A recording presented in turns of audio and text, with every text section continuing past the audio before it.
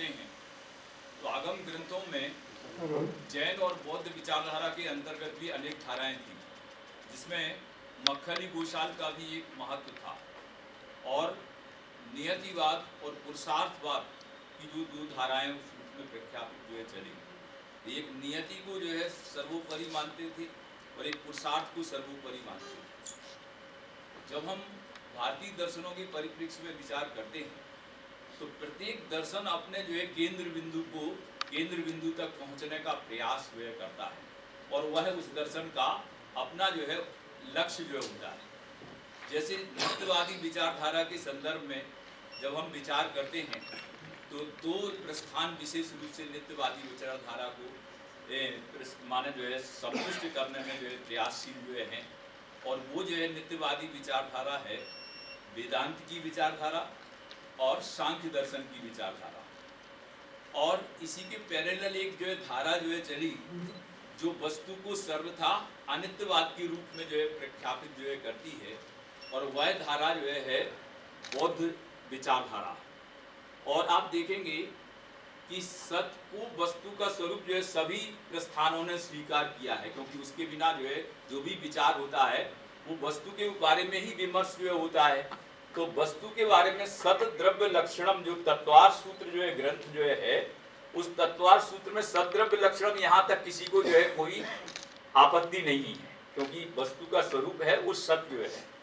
लेकिन उस सत्य का स्वरूप जो है क्या हो, इसके बारे में विभिन्न प्रस्थान जो है बने।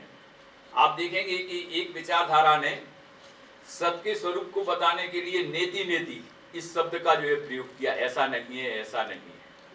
एक विचारधारा ने ये जो है कहा कि अतद व्यावृत्ति वस्तु ऐसी है, इससे भिन्न जो है नहीं है, इस रूप में अपोह व्यावृत्ति को जो है प्रमुखता जो है दी। जैन दर्शन की जो विचारधारा है उसका जो केंद्र बिंदु है वह अनेकांत दर्शन जो है, और जिससे जैसा मैंने जो है कहा था कि भगवान महावीर के सामने एक बड़ी जो है विकट समस्या जो हो गई थी, और उस समय जो है 363 जो है विचारधाराओं का उल्लेख जो है प्राप्त होता है। उसमें चार जो है प्रमुख जो है धाराएं जो है आई, एक क्रियावादियों की धारा, एक अक्रियावादियों की विचारधारा, तीसरे अज्ञानवादियों की विचारधारा और चौथी विनयवादियों की धारा। तो इस तरह से आप देखेंगे कि 180 जो मत जो है मिलते हैं वो क्रियावादियों के जो है मिलते हैं, और इसके बाद में 84 जो मत मिलते हैं वो अक्रियावादियों के मिलते हैं, 63 जो मत मिलते हैं वो अज्ञानवादियों के जो है मिलते हैं, और 32 जो मत हैं वो विनयवादियों के जो है मत हैं।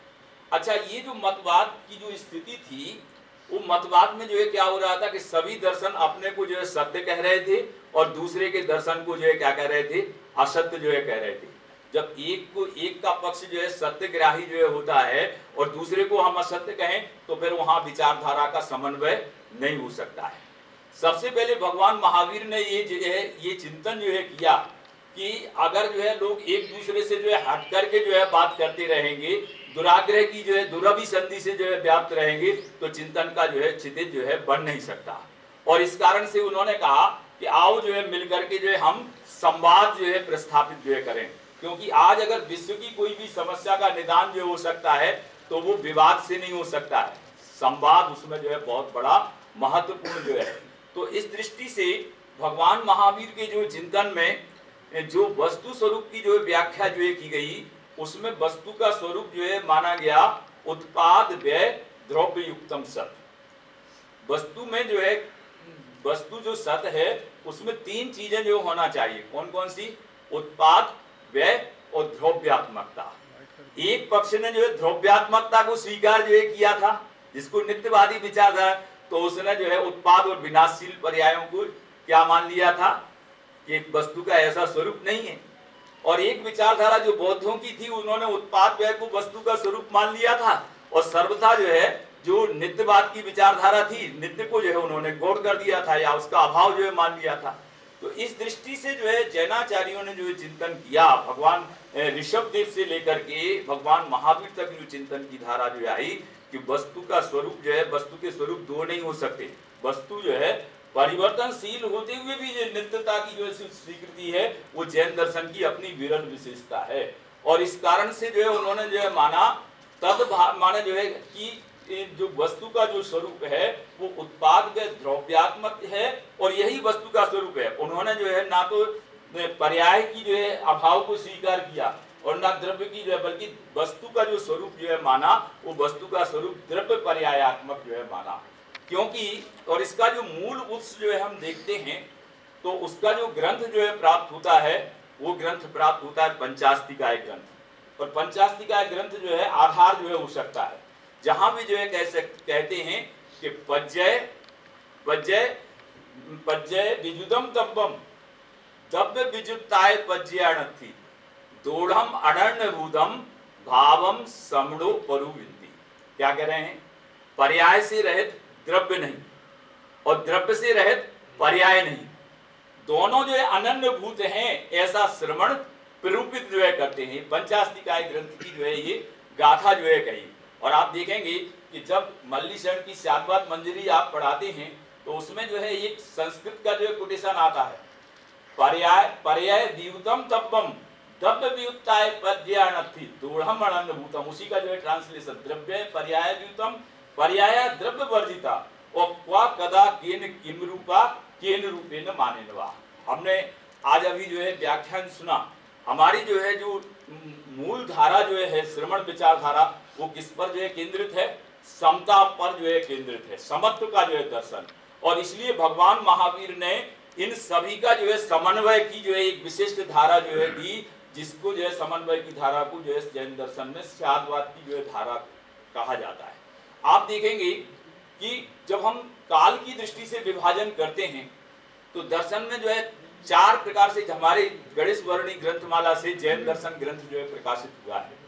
और पंडित महेंद्र कुमार न्यायाचार्य ने उसके चार जो है सोपानों में उसको जो है विभक्त किया है। उन्होंने सबसे पहला जो काल माना वो आगम काल माना।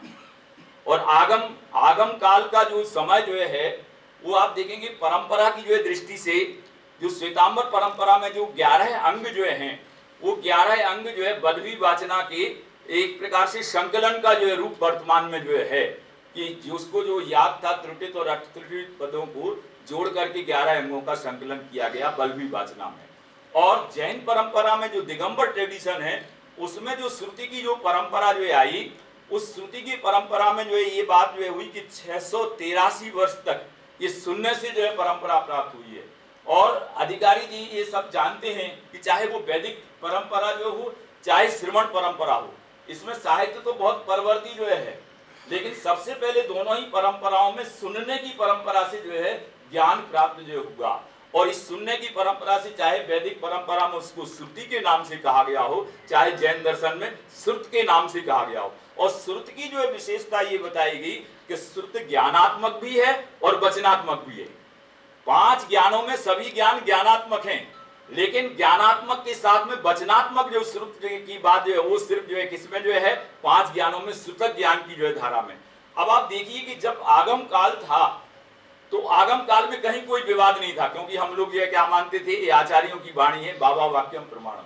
लेकिन धीरे धीरे जो है क्या हो गया, हमारी जो बात है जैसे आजकल के जो बच्चे जो होते हैं वो कहते हैं आप इसका रीजन जो है बताइए, है ना, तर्क को जो है प्रमाण जो है मानने लगे।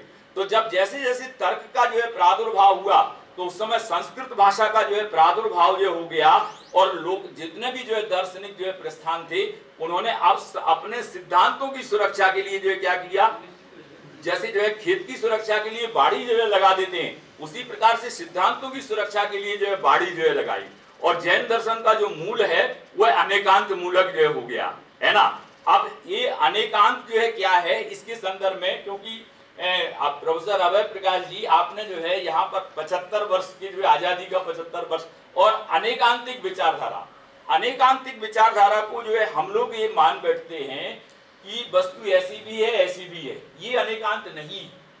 अनेकांत का जो अगर हम सैद्धांतिक दृष्टि से जो है अर्थ जो है करें तो इसका उद्भव जो है हमारे यहाँ से आप्तमीमांसा जो है ग्रंथ प्रकाशित हुआ आचार्य समंतभद्र का। उन्होंने जो है एक बात जो है लिखी कि अनेकांत जो है क्या है।